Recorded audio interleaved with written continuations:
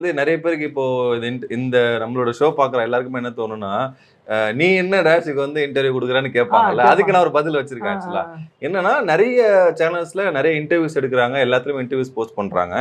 But அவங்க யாருமே வந்து உள்ளுக்குள்ள மனைவிகள கூட வொர்க் பண்ணவங்களோ, இல்ல வந்து பிரியங்கா கூட வொர்க் பண்ணவங்களோ, அந்த செட்ல இருந்தவங்களோ கிடையாது.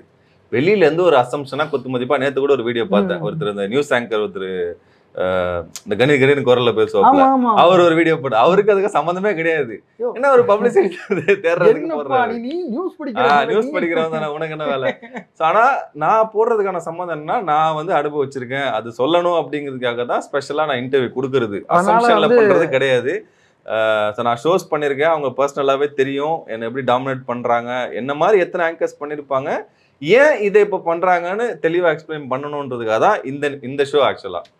ஓகே. ஏன் அப்படி பண்றாங்க? நீங்க சொல்லுங்க. அது தக்க வச்சுக்கிறது தாங்க. இப்ப நான் ஒரு சேனல்ல வொர்க்